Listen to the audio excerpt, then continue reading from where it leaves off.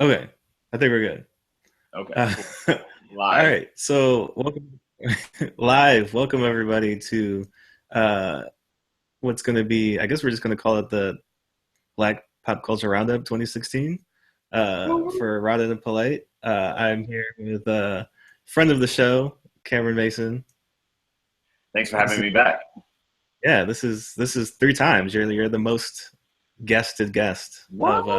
of the I didn't yeah think I was even going to get this far into the podcasting game for yeah. real. I didn't. No, you're in too deep now. You can't get No. out. All right, now I gotta get my own. Once I get my own show, then I have you on, and you'll have to be the most podcasted guest on there. All right. We'll have to get All right. involved. That's the plan. You gotta support, So Definitely, definitely. so I guess what we're gonna do today, it's a time to be black in America. Especially This on year. everything, on all the screens, it is a Right. time to be black. Right. And it's there's been a lot of stuff that's happened this year. And I was just thinking like I don't know I don't know if pop culture has been more black than it has been this year.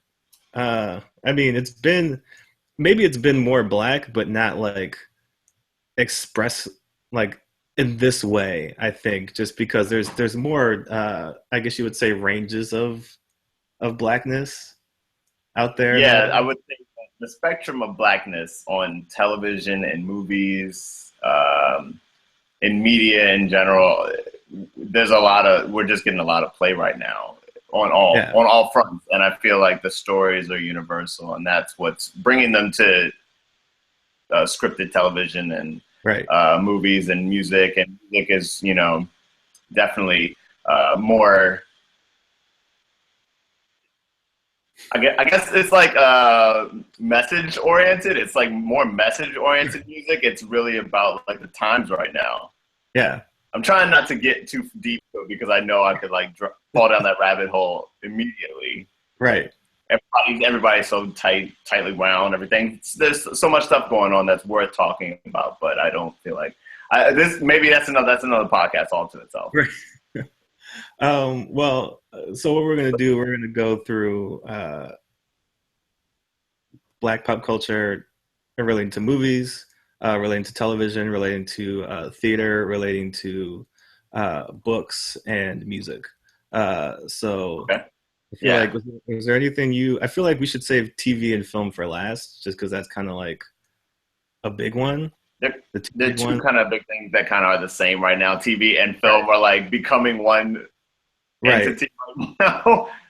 Like, didn't Beast of No Nation come out at the movies and on Netflix on like the Yeah. same day? So No, I yeah, mean, there's a lot of stuff that seems to be one of the new trends, especially as Netflix becomes a bigger and bigger player in the media world. I mean, they're going to be doing stuff like that. And I know some people are kind of like weary of it. Well, the bigger studios are weary of it because they don't want any part of that. They just kind of want to keep things the same. But you're right. And I was actually thinking about that the other day. How a lot of studios are like, no, let's keep making this kind of movie over and over and over again. We right, don't have any problems with making that movie and over again, but maybe leave that to like the smaller subsidiaries to make, or at least go out and find the more specific voices, the right, more the more outlying voices. Like Fox Searchlight is producing uh, Birth of a Nation, mhm. so not Yeah, 20th Century Fox, but they'll have their offshoot like make that movie for them, and they won't catch so much grief maybe right. from all the scandal that lies around that. But anyway, yes, I think we should Yeah. save that for last. Yeah, And then we could go. Let's start with music. I would say, just as yeah, I mean, it's a big thing. But yeah. there's It's a huge been thing. There's a lot of music out right now. yeah. What are you listening to right now? That's the top thing. 2016. You're like you're driving around. You're walking around with your headphones. What are you listening to? Well, so I don't know if you know Moses Sumney. He's he's been on a lot of different people's records. Like he's on the new Solange record. Okay, He which did I am a huge fan of. Yeah, he was on the song with Lil Wayne, I believe. And then he, Oh, that's a banger too. That's Mad, right? yeah. Um, Yeah. and then I'm a fan of late Lil Wayne, late period Lil Wayne like guest verses. I never was a huge like fan of like mixtape Wayne or like album Wayne because I never thought he could like really sustain an album in my opinion. But that's that's a whole nother thing. But I think late period like guest verse Wayne like showing up on the Chance record and right, his verse on the Solange record is like really moving in a weird way. Like right. so Yeah, I don't yeah, know. Like, but he's reached a point in his career. I mean, he's talking about retiring, so I don't know. talking about retiring, but I don't know if that's is that going to happen really. Yeah, I don't like.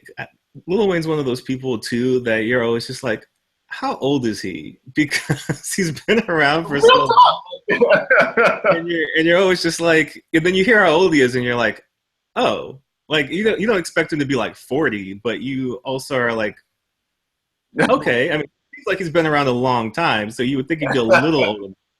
I think he's still only like in his. I feel like we're cryogenically freezing Lil Wayne like bits at a time. We'll just let him out to like rap a little bit here and there. He's like Rap's Winter Soldier. He just kind of like comes out. Nah, he's Bucky, yo. He's Bucky for real. He's Bucky for real. But Moses Sumney though.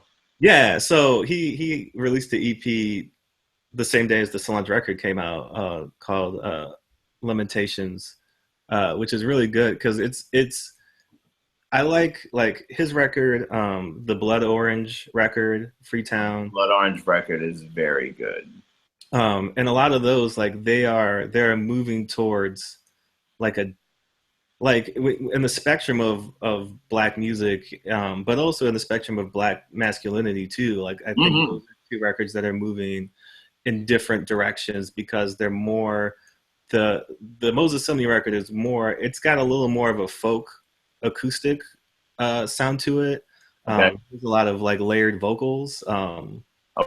But it's also got like some funk and some kind of like, I mean, there's a minimalist like aesthetic to it, but also I mean there's some records that are really big. Like he gets a lot of big sounds in there. I think there's one that Thundercat like produced and played This based is on up. like kind of builds and grows. But then the Blood Orange record was also like a big record that did a lot of different. It kind of built off the last record he put out. I think it definitely did that, and I think it definitely he's more about exploring now and seeing what his range. I feel like that's a big thing for 2016 too. Is like exploring range and exploring like I feel. And I used this word last night. I was at a show. I went to a one woman show actually last night, and it's like it started late, and she showed up acting like she had come from big this big thing had happened at her apartment, so it was sort of meta and nebulous. And I was saying that I feel like music is very like nebulous and sort of dreamlike, especially black music. The Solange record feels very nebulous. It feels like there's a lot of things going on. Actually, in my opinion, the Solange record feels a lot like a Janet Jackson record, where there's like a lot of interludes about different topics that kind of lead into each song. The Tory Lanez record is like that, even though he's trying to tell like a story. Mm-hmm. That record's not great, but like I do like the songs that are good on it. The songs that are banging on that record are really dope. Like the SWV sample, like that's crazy. I mean, that's not even SWV. I'm probably getting that reference wrong. So, oof. Damn, I should stop talking. But that sounds really good. Yeah, he's got bangers on that record. Anyway, the Solange record feels like it's a little all over the place. There's a really good song with The Dream on it. Fubu. That song's really good, and it's also like not necessarily like what you would expect out of her as a pop song, but or a message song, but it happens to be both. And it's like in this weird like minor key, so it's not necessarily like something you just want to like run around to and bang your head to, but it's also like got that fiery message that also is like, it stands tall on the back of its own message, and it's really good. It's really good. Right. And then Frank Ocean finally did Frank, something Frank this year. Ocean. Oh, um, can I tell you? I got a break in the Frank Ocean story. okay. So he told me I'm not supposed to tell anybody, but I don't think anybody's looking for Oh, him. Nobody's gunning for him. So the Frank Ocean record comes out, and uh, it was really good. I thought both were really good. I thought Endless was a really nice B-side package to a lot of the things that he was trying to discuss on Blonde. It felt like he was just like writing in a notebook, and he let us hear the notebook, you know. Um, there's that really good Aaliyah cover in there too. Like, you know, he's referencing a lot of like really interesting parts of Black music. And also Blonde is very interesting too. But so here's my story. okay. Um, so Endless comes out, right? And it's this video of multiple Frank Oceans building what ends up to be a staircase, a spiral staircase upwards. Mhm. And I mean, it's been out, so I feel like can we spoil? Can we spoil? Is this a spoiler podcast or is this Yeah, a no, go spoiler for free it. podcast? We can spoil some stuff. Let's spoil some stuff. So, and I feel like I'm not hurting nobody too much with this one. Right. Frank builds this spiral staircase, and it's this 44-minute black and white video of him building the staircase. And around like the 30-minute mark, it's kind of becomes evident what it is. And then around the 35-minute mark, he actually starts to ascend the staircase. And just when he starts to get to the top and the song is kind of coming to this crashing moment, it cuts out, and we're treated to the process all over again. Which kind of is a metaphor for, you know, like build up to what the album was, and the album was its thing, and then, you know, we're all going to go on. We're all going to just mull over this idea again, and, you know, we're going to have podcasts sitting here and talking about it. Right. So I work at a company that makes props for Broadway shows sometimes. Okay. The many lives of me out here. One of the guys who works at this company also worked on the Endless video. Nice. And did some of the load-in work for him. So turns out Frank is probably not building these staircases himself from scratch, like chopping the wood straight from the tree. Could see that. But he said that his process was very he would watch people, like he would watch them set up the stairs and set up some of the light work that he would end up doing in the video. And he would also go off to the side for a while and maybe like sing a couple of notes or like sketch something. So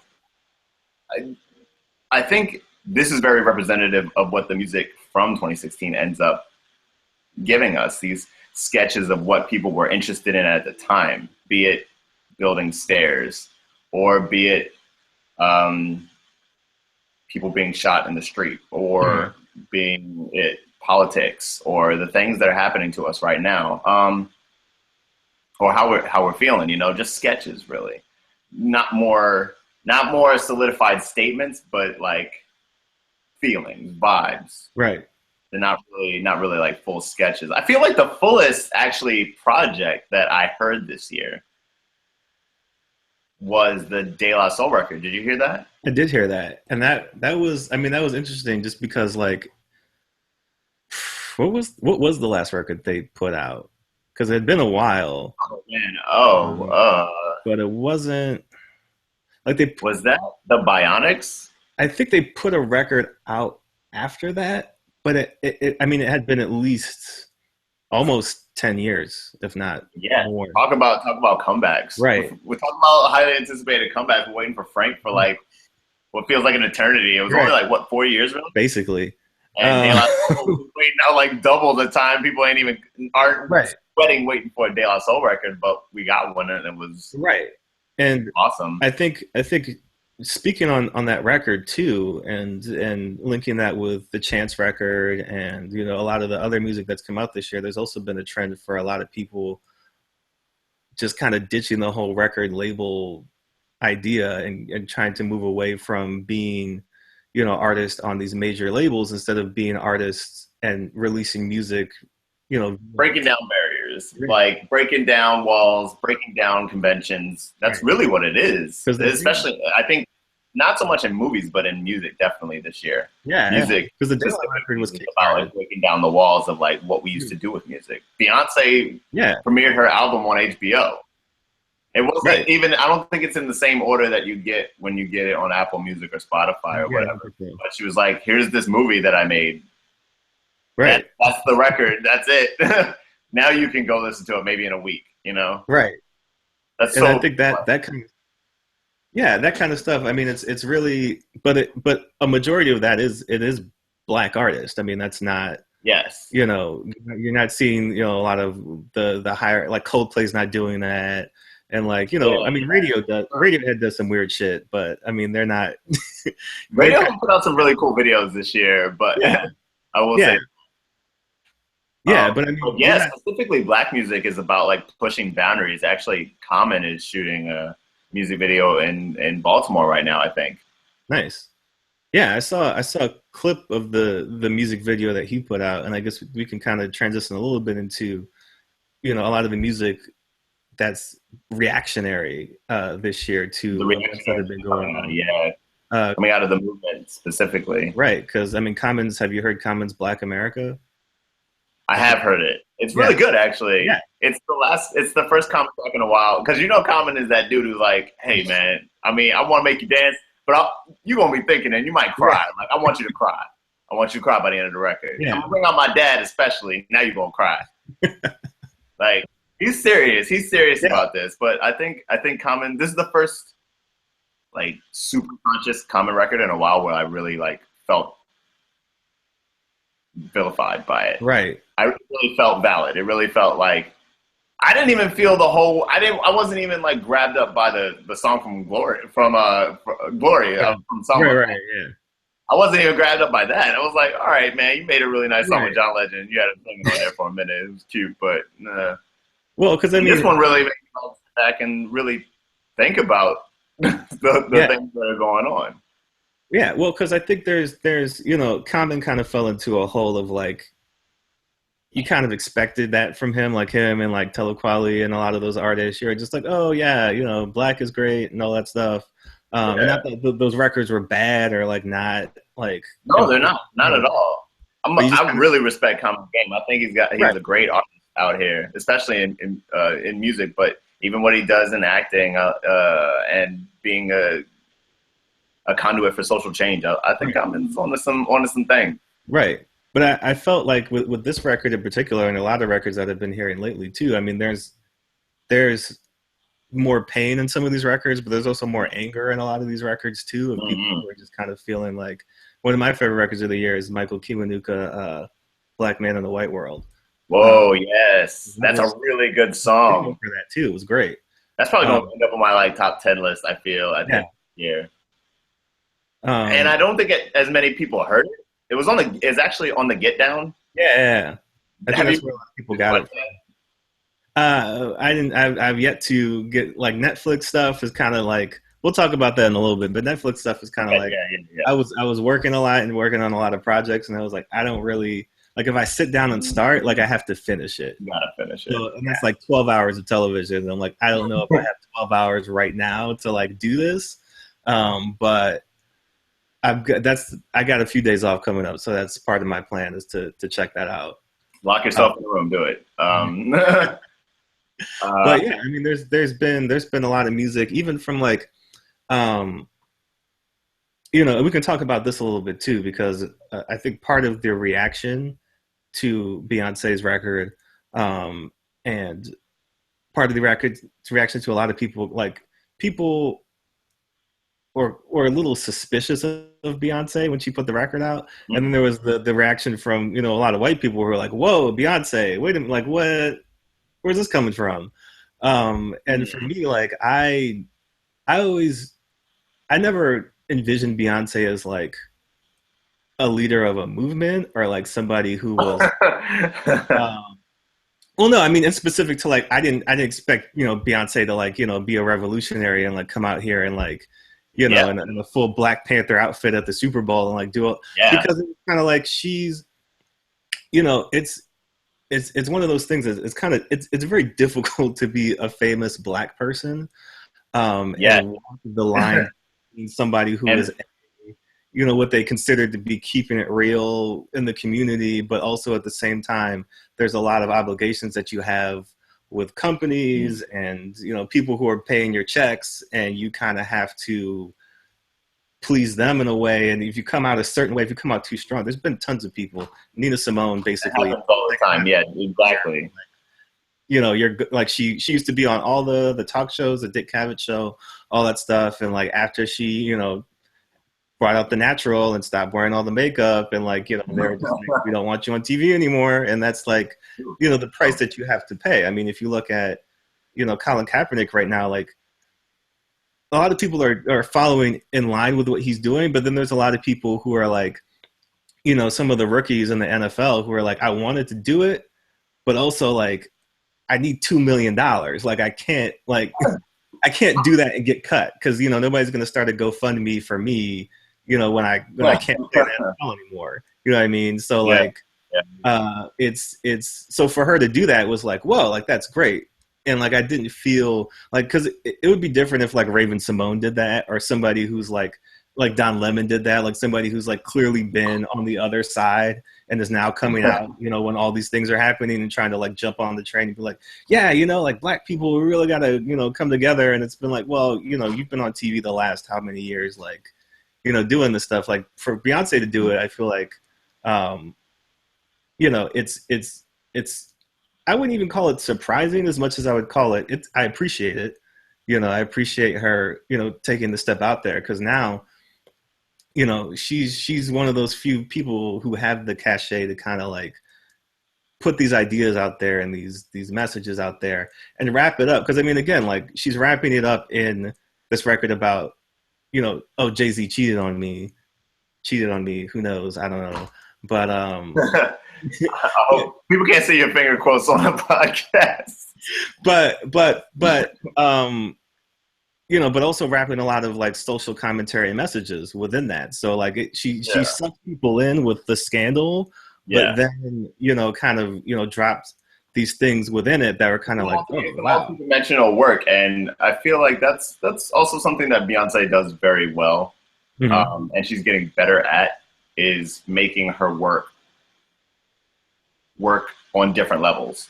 Yeah, like it can be the record, and the record is this crazy thing. I've also got this movie. The movie is its own statement. The tour is like its own statement, and they all are having conversations with each other at once. It's really interesting.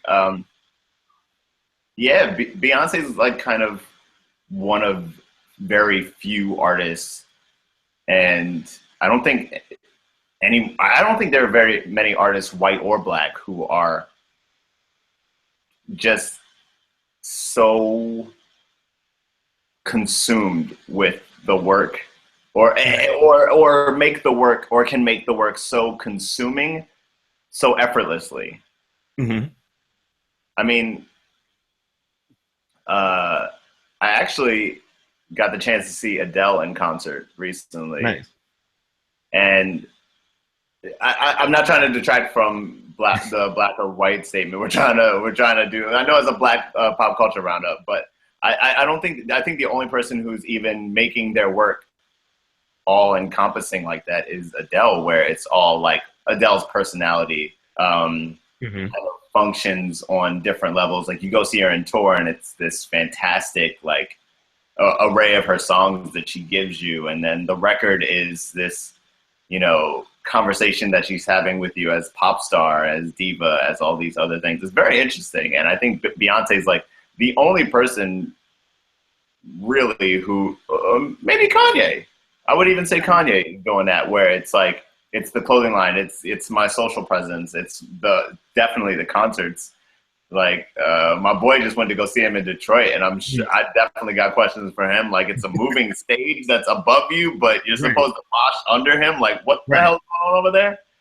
Like, and the Kanye record, even like it's so many things. He was still tweaking with that Right. for summer.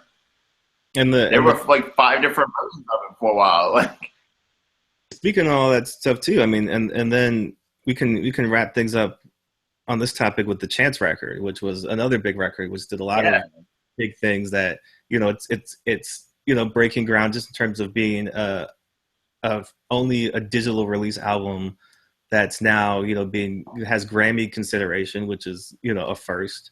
You know, it's a record that, you know, brought a lot of gospel, you know, tendencies into the mainstream, which, you know, Life of Pablo kind of did that, but also, you know, was lesser so. Right. It was more of still of a Kanye record. And this was just kind of Actually, like, you know, that infusion of that. But also, I mean, you look at Chance, who's, you know, not only not signed to a record label, but you see him, you know, he had that USA basketball commercial. You know, he's been on all of them, their, you know, TV shows. He's been on Ellen multiple times. He's been on Saturday Night Live. He's been on, you know, a lot of morning talk shows. He's been on, you know, the late night TV shows. He's got a very huge public persona right now. Chance is like on top of that dude is on top of the world. He's right. And he managed to make that happen a large part through social media and his own charisma. And right. I think there's a lot to be. I'm grateful for a dude like Chance. Like it makes me feel good about like rap going forward because. Well, he's the kind of dude that you like. Every time you see him, you're just like, I just want that dude to win. Like, I just want that dude to keep doing what he's doing. Yeah, I would 100% agree with that. So he's running the race, and you're just like on the sidelines, like, man, just cross the finish line, dude. It's right there, man. Yeah, I mean, isn't it? That's the song on the record. That's the final song on the record. Yeah.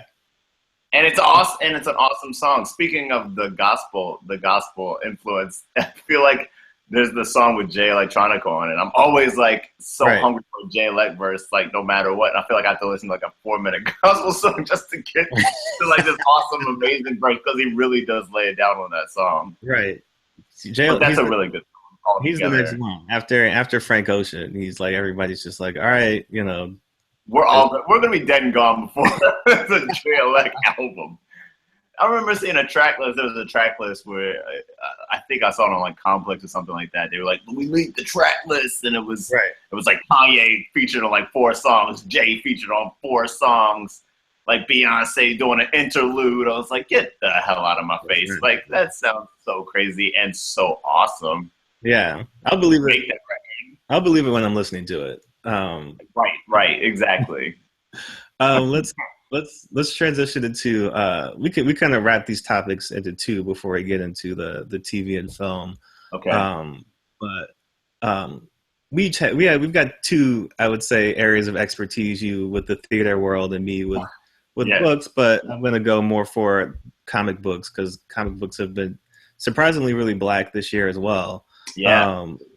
So speak a little bit about theater. I mean, Hamilton has been the big one, obviously, that people are still talking about that resonated a lot. Yeah, people are still talking about Hamilton. Actually, my good friend in New York just saw it a week ago. He also paid $700 to go see it. Yikes. For himself to go see it. But hey, all power to him, all power to Lynn. That's an awesome show. It's an amazing show. I mean, it literally was the one thing. I don't remember a thing that happened before that was so much hype. Much hype. And it was like one of those things, of course, it's like theater, so you can only see it or you can only hear it once the cast recording comes out. Right. Or you can only see it once you have $1 million. Me and my girlfriend actually got lucky enough to see it just before the cast album came out. So our tickets together were about $350. Okay. And we even sat in the upper deck. And it was a fantastic night. It was a fantastic night of theater. Literally, my life was changed. It really is the thing that is the hype. Yeah. But it's also a transformative experience. it's seeing um, underprivileged people like black and brown people telling the story of a nation that at once gave them the keys to the resources to make them the people that the crazily talented, black and brown people that they are today, but also like wasn't for them. It wasn't built for them. It was built on their backs. It wasn't their nation. And it's that alone is the mind twist that the show kind of that's the engine of the show. But then once you hear those songs, also those songs are proof positive. That man is talented. That man is talented. I've never heard no one write songs that are that good, let alone raps that are that good. Right. It makes you think like, is he capable of just writing just a regular rap album? I want to see Lin just drop bars, just like go hard on somebody, just like waste somebody, just be like ASAP Rocky, not ASAP Cocky. You're just ASAP Pocky in a box or something like that. I don't know. That was awful. I'm so sorry. I just wanted to hear you finish that. But I want to see Lin's talents. He's yeah. I just want to see more of it. You see something like Hamilton, and it's just. I mean, I could literally talk about it forever. But there's also tons of black theater that is out here in New York, and Susan Lloyd Parks actually is about to have a residency at the Signature Theater, where they're going to mount several of her plays, including Fucking A. So you gotta beep the title if you must. They're also doing the Last Black Man on Earth, which should be very interesting. Nice. I think a friend of mine is actually in that show, so I do have to get out there and do that. If you're in New York, $30 a ticket at the Signature Theater, I would definitely suggest it. Susan Lloyd Parks is definitely my favorite writer. Comic books, movies, books, otherwise, hands down. Just such a mind that is so fraught and funny and just strange but familiar and like historical and multifaceted in all these things, and always having conversations with so many different so many levels of blackness all at once, and manages to tell interesting stories at the same time. So I would definitely try to check out Susan Lloyd Parks' plays if you haven't. If anybody hasn't done that before, I would suggest doing it as soon as possible. Now, did you get to see or know anybody who got to see the Dick Gregory play?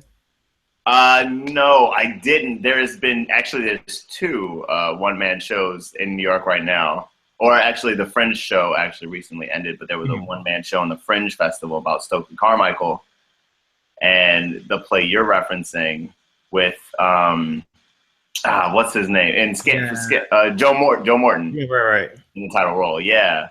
No, I haven't gotten a chance to talk to anybody about that, but yeah, there's several really interesting theater pieces on blackness in the city right now that are definitely worth checking out. Nice. I think it's from a comic book perspective, there's been a lot of like, first and foremost, obviously Ta-Nehisi Coates is writing Black Panther, which has been excellent. Yes. And a lot of people have I have not gotten a chance to read the series so far. My roommate is reading it, and once he's finished, I will be reading it.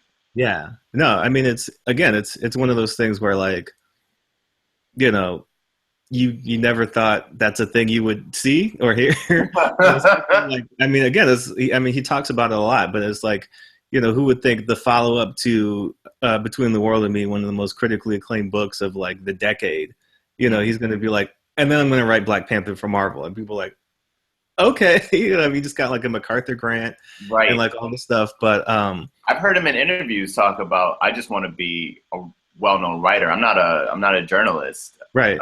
I'm literally here just to tell stories. Right. Between the World and Me is a story. It's Yeah. a letter being written to from himself to his son. It's a story. It's his story. It's Hmm. also the stories of many young black men in America today. Yeah. The reality we face, and Black Panther is sort of like the fiction we hope to the fiction we hope to see. Right. You know. It's I mean it's one of these things where, again, Wakanda, the fictional nation of the Black Panther, is the only Mhm. African nation that was never colonized by, Europe. It's the most technologically advanced country in the world. But it's also just kind of this mecca. It's interesting again to read a comic book just about black people. Like there's no white people in the comic book. You don't see them. Maybe one will show up in kind of like this quasi villainous role, but like, it's really just it's about black people in Africa, dealing with, really high minded, political, intrigue and the idea of, a king, in the 21st century, does that still have a place?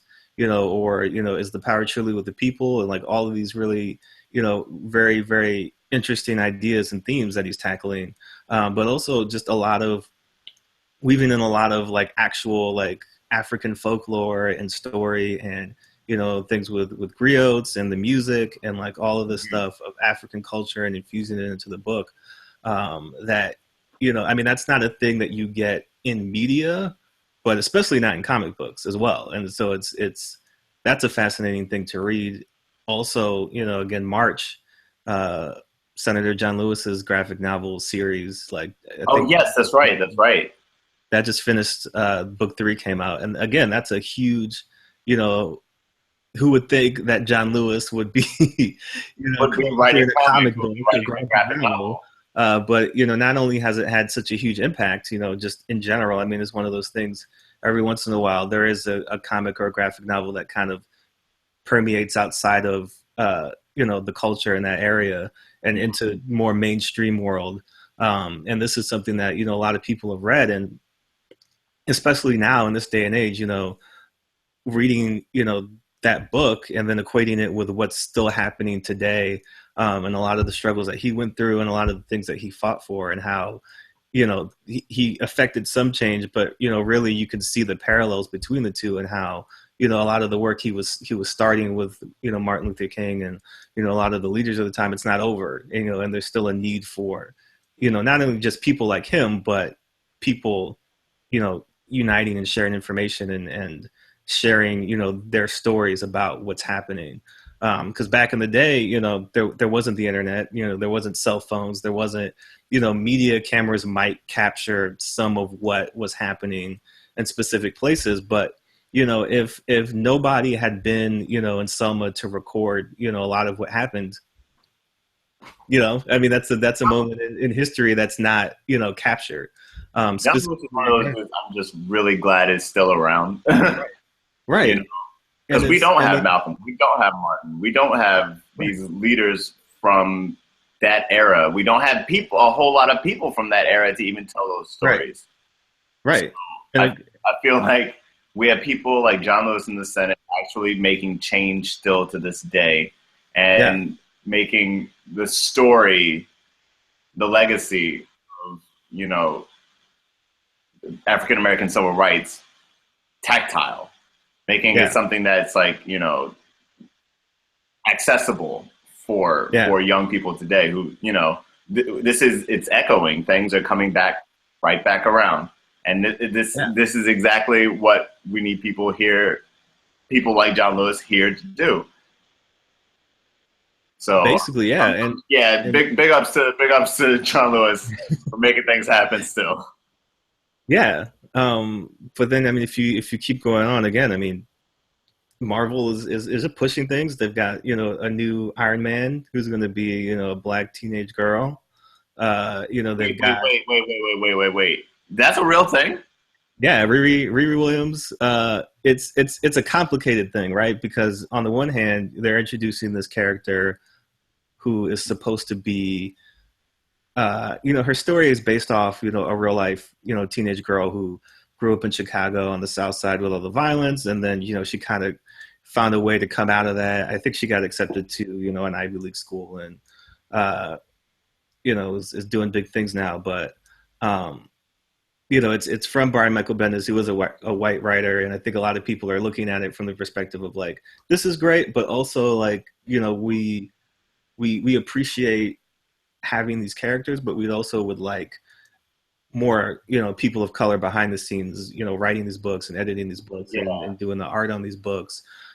So hopefully the plan is to eventually transition her into the hands of somebody else. Not because he's not equipped to do it, but just because like, there's so few of those spots, at these companies, and like the fact that there's also a legitimacy and like a validation comes with that doesn't come with having those stories not told by us. Right. So I mean that's happening. That's a big deal. That's coming out. It's like watching it's like watching a Nancy Meyers movie that was like made by Steven Spielberg or something like that. Right. It's like, that's stay in your lane, bro. That's like well, I mean, because it opens up the idea of like, can people reach across different ethnicities, religions, gender, all that stuff to tell these stories. And I think what we're seeing again a lot of this year is that yes, that's possible, but also when you get it from the source, from people, our stories being told by us. Right. You're seeing a difference in maybe not even just the quality of it, but there's something behind it that has not even just the authenticity to it, but I would say even more so like the energy is different. Like there's subtleties built into it that you can see that you can't really get from, again, like The Wire, David Simon, created that show, came from it, was in Baltimore. Like nobody from Baltimore is going to dispute that show. Like that's an accurate portrayal of a lot of, not the city itself, you know what I mean? But like a lot of what happened and like the way that people talk. A lot of what did happen and a lot of things that made Baltimore a very specific storm, I guess you could say, perfect storm of like drugs and crime and a lack of resources to a specific community. I guess we can use this to kind of pivot into TV and film. You look at The Wire, but then you look at my new favorite TV show, Atlanta. The differences between them, a lot of what you see in Atlanta, it's the subtleties and kind of just the nuance to a lot of the characters, a lot of the portrayals, because I guess we can go ahead and flat out say that Atlanta is our favorite new show of this year, 2016. My favorite new show, hands down. And I'll frame the reference with a show I just finished watching this morning, which was the Luke Cage show on Netflix. Finished it today? Yeah, I watched it yesterday, and I finished it today. Yeah, that was I had to get through the whole thing. Just framing the reference of like, a lot of the times what you see, in the portrayal of Black people, but also Black men, when you look at a lot of, media that came out, 70s, 80s, even a little bit in the 90s. Well, even in the 90s, I mean, a lot of the films in the 90s, when you think of things like, Menace to Society or Boys in the Hood or, a lot of those films, you think of a very specific kind of Black man. You're thinking of, the gangster image, and even back to, Blaxploitation days. And Luke Cage even builds on that to different effects. Right. So you see something like Luke Cage, which has a very specific identity for a Black man, which is, I dig it because, the character of Luke Cage is great. And, the whole world they build in that show is great.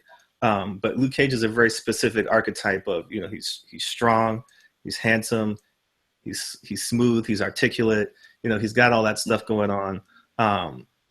And I don't want to frame him as kind of like the heightened view of respectability politics in terms of like what you like when you think of like, oh, like that's the ideal black man, you know what I mean? Like he's educated, Yeah. speaks well, you know, he dresses well, you know, all of that stuff. But then you frame that with Atlanta, which is like the show I've been waiting for basically my whole life. Of like, I know these people. Like the guy that Don Palmer first encounters in the jail, who's telling him that story about the beer, you know, that he had with his friend. I was like, that's a dude I know. Like I've seen that dude in Baltimore. Like I've seen that dude in Lexington. Yes. Like I know that guy. I know the guy, the homeless, guy who was parking his car. Like I know that guy. I've seen that guy before. But I've also seen, you know, just the people that he interacts with on a daily basis. You know what I mean? It's funny how, like, I think Atlanta, even now, I know it just aired, but I feel like Atlanta is going to be talked about as, like, the show that had Black Justin Bieber in its first season, which is amazing, which is, right. You know, that's amazing. I thought they said Dustin Bieber for at least. Right. It took me a second to kind of get it. Is that really happening? Yeah. But I will say, I think my favorite episode is the second episode where he's in the jail just sitting there, because there's so many different types of stories. And like you said, you've seen those guys. You've met that guy like too many times to remember. And then he tells him the story about the beer and like, damn, I wish I wouldn't have met this guy, my friend from 11 years ago. And he's sitting right there because he's, you know, because they both getting into dumb shit together. But even it's just, like the woman at the fast food restaurant who would let him order the kids' meal. Like, I mean, those are like real people that you're like, I know that person. And even when you think about just all the other main characters on the show, like, you know, so often, you know, a lot of black characters are either maybe not even necessarily reduced to, you know, one or two dimensions, but like they can only exist in certain lanes and places. You know, and they have to. They only exist in certain environments, right? And they kind of have to be, you know, strategically placed to balance each other out. So you've got the more, you know, like one another, guy, and then you've got the guy who went to college, and then you've got the guy, you know, the girl who like, exactly. You know, the best thing I think right. I think the best thing Atlanta is doing is making the murder not the issue, right? Like to include it and then to make it not the issue. Right. Because like it also gives the show like a hazy quality. Like, are we gonna talk about this crime that happened, because it was a crime and we saw it, right. But also the more interesting things of the stories, the more interesting things of the people. Like you meet like later that episode, in the first episode, I think it might be is it the first? No, it's the second episode. Where you see those kids playing with the toy guns. Right. And that scene is very much so about that and what it's like to be, you know, a youth in a town where, you know, you might not be able to go outside and play like that in your yard at 7:00 at night. Yeah. You know? So, and that comes across completely in like a couple shots. And it's almost like, you know, masterful how simple it is to just show you something.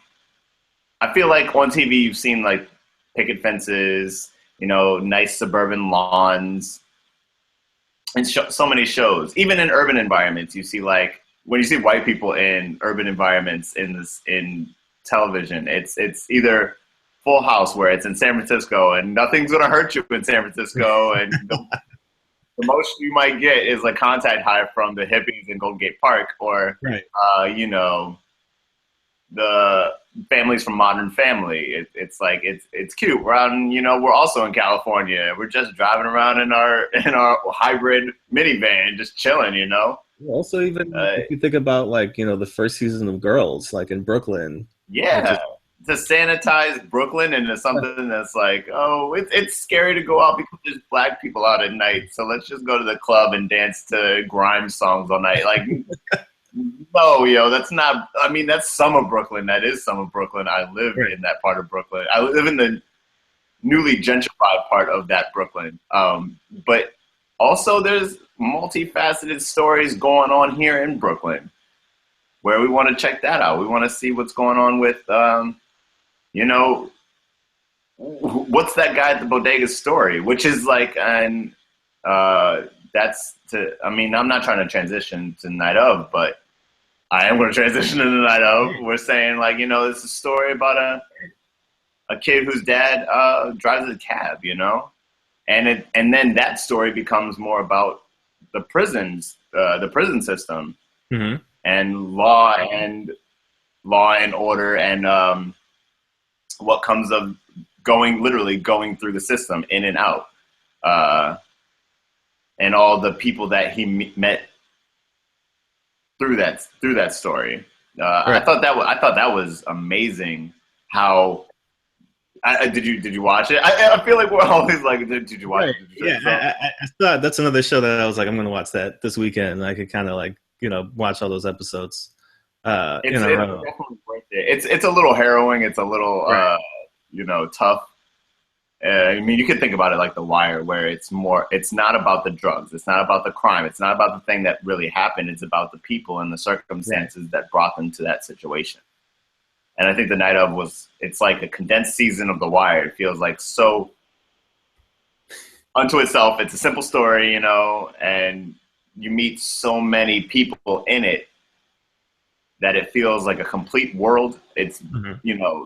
tailor made. It's right there in front of you. It's something that you've seen so many times. I think that's where TV is really succeeding in general. TV is like, because there's so much of it where you can find so many different types of stories. You have room for like Luke Cage. You have room for Right. some kind of crazy multi-dimensional musical from the 70s and 80s. The Get Down. You got room for that. You got room for so much. There's room for Atlanta. There's room for Black Right. Justin Bieber. Like, what? Well, so That's let's use so that. crazy to me. Let's use that as a jumping off point. Well, actually, before we do that, I just want to get your quick opinion on three shows that I Sure, also sure. want to bring Rapid fire, rapid fire. up. Fire. Did you see the Issa Rae show Insecure on Yes, HBO? that is. I'll say that's got the best music. That show's got the best music. Right. I like that a lot. And again, I mean, it's, when you're speaking of room for all these things, I mean, there's no real shows starring Black women right now Yeah, we that don't are have a like, living single. We don't have a girlfriends right now, and that show yeah. is so that and so many other things. It's so Right. good. It's so good. And then we can use these as two things, but there was American Crime Story, the OJ trial, and then wrapping that up along with Made in America, the OJ documentary, which was fantastic. My good friend here in Brooklyn, didn't know the reason that O.J. Simpson is actually in jail right now for. And I told him, he like botched this. He botched trying to rob somebody once, and he was like, "How did he rob somebody?" I was like, "Yeah, I mean, he did kill several people, but yes, he also robbed several people and screwed it up." Right. And when he went to jail for that, that's why he's actually in jail. And actually, I told him to watch the OJ documentary because that is also well detailed in that show. But also just like, But again, like just life, like Black life in LA, like from yeah, the it's Black life in LA in the '90s, and like Yeah. what a complete. It's so weird that I like lived through the '90s, and that was like a complete other entity. Like I'm 30 now, so I'm starting to be able to see like decades as moments. Mhm. This is the first time in my life. When I was 20, I could be like, oh, the 90s was this other thing, but I was a child at the time and I was young Right. also. But now I'm older and I can see, yeah, the 90s were completely different than now. Yeah. Black people were treated completely different than they were, even though we're also, I feel like from the 90s to the 2010s, there's like an echo period where, especially on television, where there was so much Black television in the 90s. You had Cosby Show, Living Single, Different World. You had Martin. TGIF was on ABC, was mostly Black for a very long time. Fox had Bernie Mac's show and Living Cutler. They had all the Black people on Mad TV. They had so many things that were going on. Arsenio Hall had a talk show. Hmm? Chris Rock had a show. Chris Rock had a TV show. Chris Rock had a talk show. Yeah, that was crazy. Yeah. And I feel like we're back to that moment again a little bit where now we do have all these outlets over again. Issa Rae has a show. Donald Glover has a show. We had two. We discussed the OJ trial twice in two different respects. One a little bit more not cohesive, but comprehensive than the other. Right.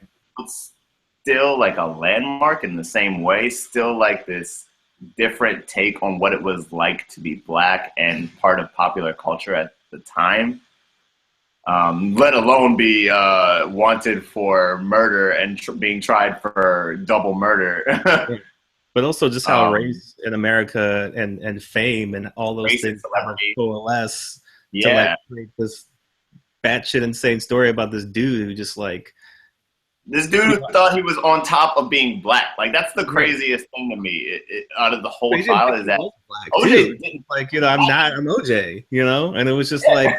But like in all earnestness, OJ thought he was super Black. He was like that obsidian, like the Black that you stare into, can't even tell the depth perception in. Like he thought he was on some other shit where I could go into a Las Vegas hotel and rob somebody of my own stuff, which was part to me. I could take my own stuff back from this guy and not go to at gunpoint and not go to jail for it. Like after that infamous murder trial in which the world knows I probably killed two people. I definitely killed two people. I wrote a book called If I Did It, but I'm gonna. Yeah.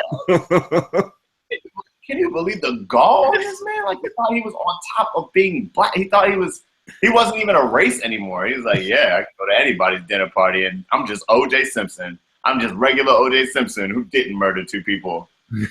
Well, let's last rapid fire question just about TV, and then we can wrap it up with film. We also lost two shows, which I am. Yes, we definitely got to RIP these shows. Which show? Number one of the Nightly Show. I'm talking about the Nightly Show. What's the other show that you're thinking of? And we'll see if we're thinking of the same show. Oh no! Well, I knew you were talking about the Nightly Show. I don't know the other one. What's the other one? I was talking about Melissa Perry Harris's show on MSNBC. Melissa Perry, on MSNBC. Yes, I was a big fan of her show. What's the other show you were thinking of? I didn't have one. Well, I just those two shows for me. I was just thinking like those were two shows in which about Melissa Perry's show on MSNBC. Right, because I mean those are two shows again starring Black people talking about conversations that revolved around the Black community, especially again in 2016, not only with the election but also with all the things that are happening in terms of race and policing and voter ID and all of this stuff. They were the best. They were. I feel like the only two television forums specifically for underprivileged people and Black people. Right. On television. They were the only two, and they both shared the roundtable format of like getting in people from, and not just Black people, but people of all backgrounds about topics of the underprivileged. Right. About the voices you weren't hearing. That's what Melissa Harris Perry and Larry Wilmore did best, was give a voice to the underprivileged and give time and airtime to people who these things were happening. We saw these things happen on the news. We saw these things happen in the paper. We were reading the newspaper every day and being disgusted and saddened and enraged by these things. Yet we weren't hearing from these people.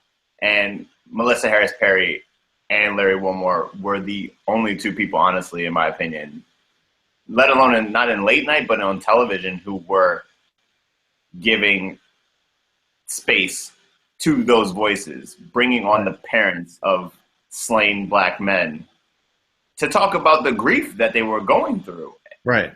To premiere songs that became protest anthems, to really break down Melissa Harris Perry was great at this, really breaking down the statistics and the hard proof that Black and brown people in America were really, the system was not built for them, and giving you textbook examples of what was systematically happening to these people in America. And I mean, I don't think I tried to watch Larry Wilmore every day because I had the resources to do that. But whenever I would get the chance to, you know, catch Melissa Harris Perry on like Saturday mornings, I felt like I was able to start the week with a fresh mind about how to go about exacting change. Yeah. So, I mean, I don't know how that vacuum gets filled, especially now, just because, you know, the election is like only a month away, and you know, I don't know where we're gonna get that actually, because you know, it's so funny. So they got rid of Larry Wilmore's show on Comedy Central, and the next show in their late night block is at midnight, but they'll move it to 11:30. Yeah. Just to make sure they got something filled there. Right. Fill it with, actually, it's weird because Comedy Central, that was their spot for like black comedy. It really was after a while. I mean, before the nightly show, I mean, David Alan Grier had his show, Chocolate News, and that was in that spot. And then before that, Chappelle's show was like the late night go-to, and they even had, I mean, Key and Peele, actually, if you want to RIP another show, right. Key and Peele is now officially gone. Yeah. We got movies from them now. We'll have movies from them soon enough. Yeah. And actually, there's one more show I do want to talk about. I do want to give some airtime to. That's really excellent right now, and that's Queen Sugar. Yeah, I still lost that. Oprah's own network.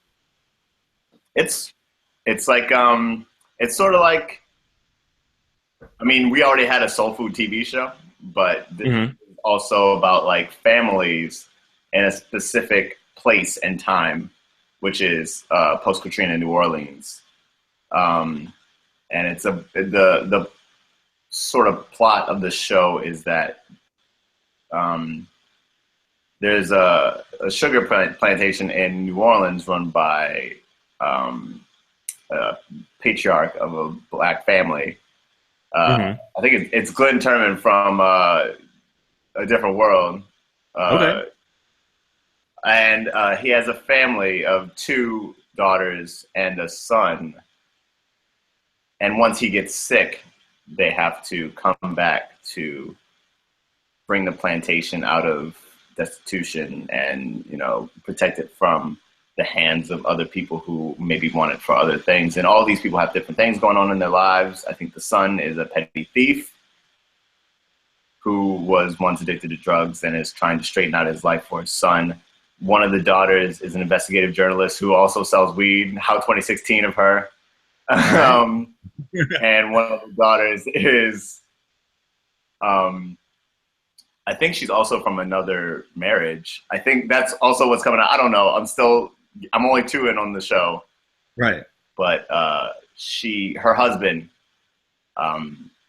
is found, there's footage found of him in a sex scandal with his team. And so she's finding out about all this at the same time that her father's dying and the children have to come together. And it's really just beautifully acted. Like, it's really naturally acted. I can't say enough about the performances, like, across the board, that they're really carefully observed. It's shot beautifully. Like, I've never seen, I mean, New Orleans was also on television a couple years ago in Treme. And it was, you know, kind of shot in the same style of The Wire, this very documentarian way of like looking at the different buildings. But this is like you see these, the fields of the plantations. You also see like bits of the city, but from like the point of view of somebody who actually lives there, the point of view of somebody who's just walking these streets day to day, going to their aunt's house or whatever. It's really fascinating. And it's just, again, goes to show the specificity that's on television these days, especially, you know, Black people have more than more stories than they ever Right. had before Right. Which to is watch on television, and it's phenomenal. It's like it, I want to stop watching television so I can see more movies, but I can't because there's so many great right. television shows on right now. Well, let's end with movies. My battery from my laptop is quickly running out on me, but I do want to. It's telling you times. It's giving you your time constraint right there. Yeah, but there's three movies I wanted to talk about in Okay. specific that I think are going to be these are the black movies of the year, and they're all coming out around the same time. Um, obviously, Birth of a Nation comes out this Friday. We can I'm touch on excited. that a little bit. I don't know. This is the thing that's really going to kill me because I really want to see Moonlight, and I don't Yeah. know where it's playing. I know it comes out in October, but I don't know where it's playing around here. I will drive whatever distance I need to. Yeah, I'm really going to try to get out and see that too. I actually don't know much about it other than it's being hailed as the first film that's really like a masterpiece in a while. Just Right. the first obvious masterpiece of film in a long time. And Like, then let alone being a black film. It's right, incredible that it comes from the same guy who made Medicine for Melancholy, which I right, did enjoy, but never saw like true genius in. I yeah, didn't like it as sort of like a before sunsetty kind of study on romance in the black community in San Francisco. hmm Um, um, but I did not see any. I did not associate that with genius or right, masterpiece whatsoever. And right. this is kind of like blowing me away hearing these things, and Um, also dealing with what queer subject matter. I didn't know that was yeah, about that either. you should after this watch the trailer because it's really good. Okay, Um, but then the third movie is Fences, which is directed by Denzel Washington, yeah, and stars the Denzel long Washington. awaited the Right. long-awaited fence because this actually comes from August Wilson's original screenplay for the film adaptation. When he wrote Fences, he did write a screen adaptation that kind of like fell in and out of development, and now with Denzel wanting to do all of August Wilson's plays on film, which is an amazing thing to take Yeah. on. Like I think that's fantastic because we have had August Wilson film adaptations before. You can watch the James Earl Jones performance. There's Sure. video, but there's also a film of the piano lesson with Charles Dutton that's really hmm good. Um, and he was trying to do a lot of that work too. But I'm very interested to see Denzel like direct Right. an August Wilson play. Like he's directing it now. Right. I mean, could this almost beat out Birth of a Nation as like the big black movie of the year? Because it's kind of crazy, right? You know, you only get one, by the way. Well, You only get one. so You get so one a year. It's like it's precious one year.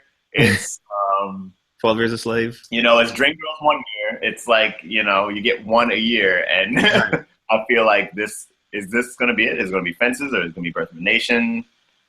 Well, here's what I want to talk about with these three movies. I mean, we could talk a little bit about each of them Will it be? in more detail, but the thing that so obviously the conversation around Birth of a Nation is now also very much circling all of the things involving Nate Parker.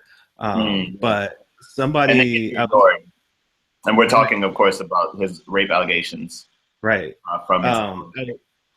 I was listening to a podcast where people were talking about it, and just kind of like whether they're going to see it or whether they're not going to see it. And I started thinking about Moonlight, and I was like, that to me that could be the sneak, movie of Mhm. the year, just because again, think about last year's Oscars.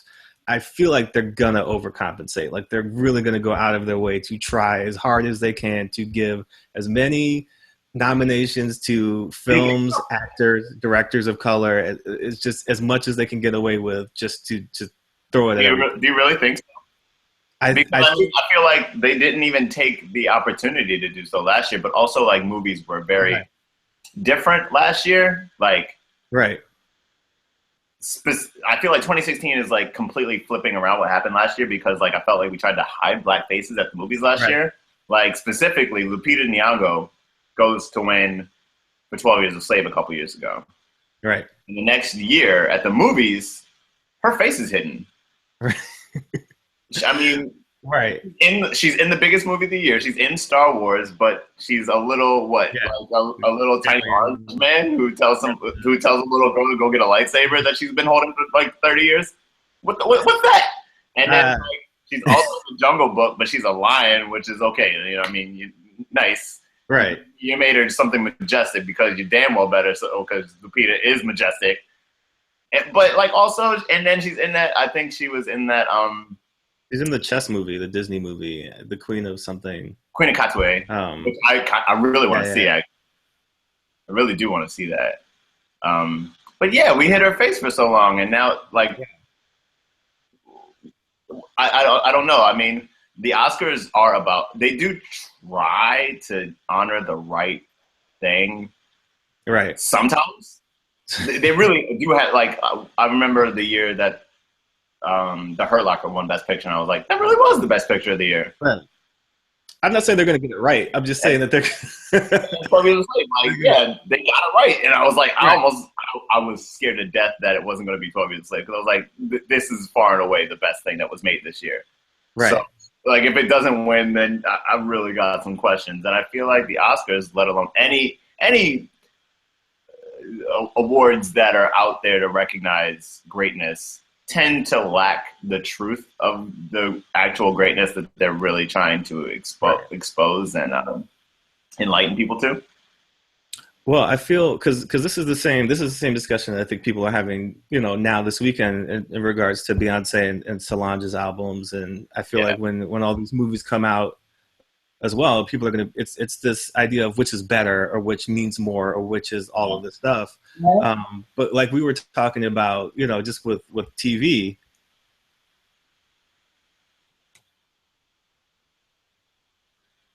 Oh no.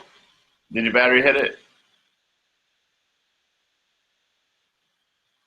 Oh no, your battery, no.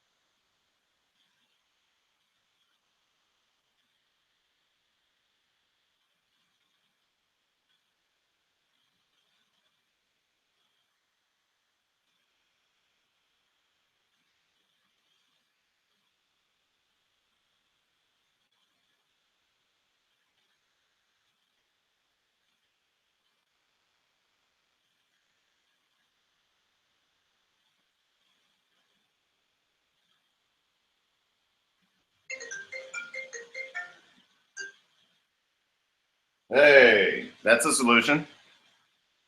Yeah. I can record stuff on my phone too. Great. Just let me know when you're recording, and